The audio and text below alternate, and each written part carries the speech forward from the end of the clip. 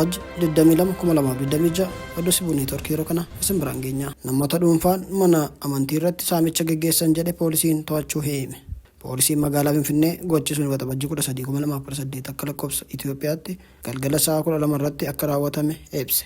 Ibsi poolisii sun bakka rakkoon itti mudate wayita ibsu bulchiinsa magaalaa Lammii Kuraa aanaa 3 bakka addaa Hayaat 49 kondeeminamii lakkoofsa 2 jedhamutti ta'uu eereera. Bulchiinsi magaalichaa lafa duwwaa bakka eerame sanatti argamu mana amantii bakka bu'oota Waaqayyoo idila addunyaa jedhamuuf kennuu kan ibse poolisiin manni amantaa sunis mana ijaaree tajaajila kennuu eegaleeraa jedhe. Jiraattonni kondeeminamii 21 ta'an gareedhaan ijaaramuun bakkichi kan keenyaa jechuun mooraa mana amantichaa cabsanii erga seenanii booda qarshii kitila 100,132 saamuun mancaasaniiru jedhe poolisiin magaalaa Finfinnee. Qajeelchi poolisii bulchiinsa magaalaa Lammii Kuraa erga gocha sana dhaga'ee booda gocha badii sana raawwataniiru kan jedhe naannoo sana miliqan illee hordofee to'achuu ibse yeroo ammaa qorannoo irratti gaggeeffamaa jira jedheera. Qajeelchi poolisii magaalaa Finfinnee namoota gocha sana raawwachuun shakkaman sunneen irratti himata kan banu ta'uu ibsuun fuuldurattis uummanni gocha akkanarraa akka of qusatu dhaameera. Lammiileen Paakistaan namoota biyya alaa ukkaamsuun qarshii gaafataniiru kan jedhe to'achuu poolisiin beeksise. Lammiilee biyyoota alaa daawwannaaf gara Itoophiyaa dhufan ukkaamsuun qarshii kitila 15 kan gaafatan lammiileen Paakistaan 3 to'atamu poolisiin magaalaa Finfinneetu beeksise.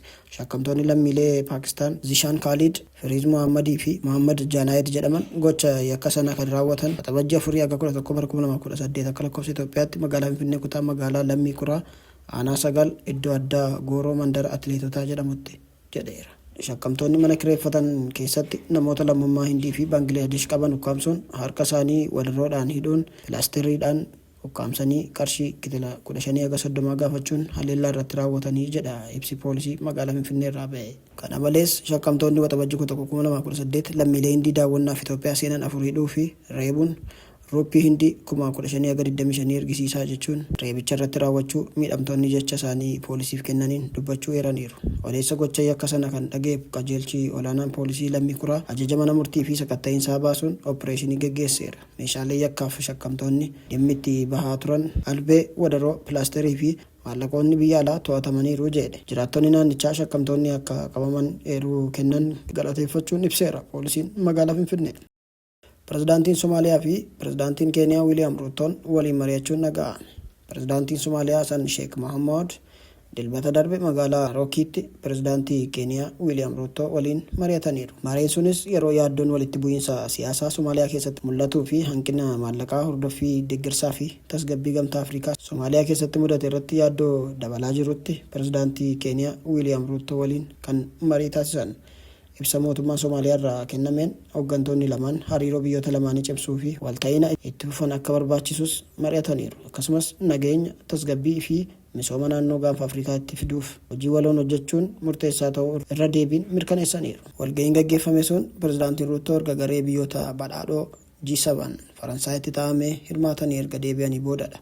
Yeroo sanatti dhimmoonni naannoo gaanfa Afrikaa irratti gaggeeffaman ni mari'atamaa jedhameera. Miidiyaaleen Keeniyaa akka gabaasanitti hooggantoonni biyyoota 3 naannoo ba'aa fi giddugaleessa Afrikaatti furmaata siyaasaa dhugaa Somaaliyaa keessatti argamu akka barbaachisu dhiibbaa uumaa jiru. Sunis deeggarsa maallaqaa fi hojii hawwasoom akka hin gufachiifneef jedhameera. Biyyoonni loltoota ergan immoo hanqina maallaqaa dabalaa dhufe irratti yaaddoo cimaa qabaachuun isaanii himameera. Mariin sunis yaada yeroo dhiyoo Pirezidaantiin Ruutoon Somaaliyaa irratti kenne kallattii siyaasa biraatii fi gara fuulduraa dhaabbilee federaalaa irratti qabu ilaalchisee yaaddoo agarsiisa hordofee kan dhufedha. Pirezidaant Hassan Sheekh Mohammadis biyyattii keessatti dhiibbaa siyaasaa fi nageenya mudatu ilaalchisee yeroo dhiyoo keessatti mariiwwan hooggantoota Keeniyaa fi qondaaltota nageenyaa waliin taasisan haalaan mul'achuu isaanii gabaafameera. Mariin Naarookotti gaggeeffame ilaalchisee ibsi dabalataa hin kennamne.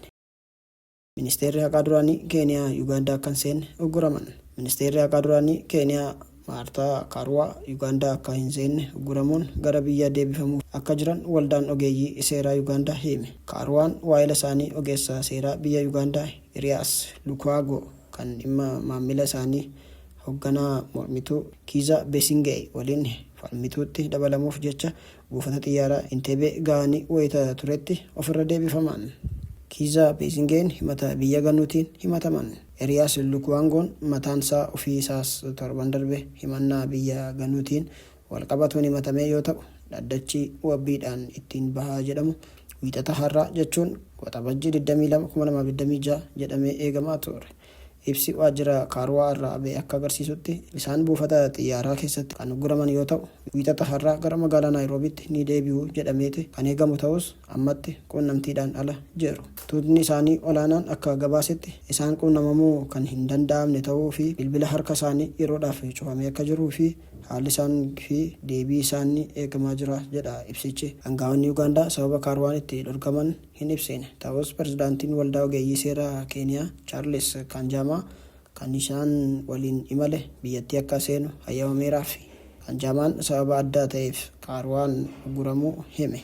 Isaanis garuu akkuma ogeettii seeraatti imalanii jedhe. Miseensa abukaattoo tokkoof hayyamanii kan maaliif akka uguran ifaa miti jechuun aangaa'onni Ugaandaa sababa isaa akka ibsan gaafatan. Aangaa'onni immigireeshinii Ugaandaa dhimma sanarratti yaada akka hin kennineef BBC'n gaafatus deebii hin arganne.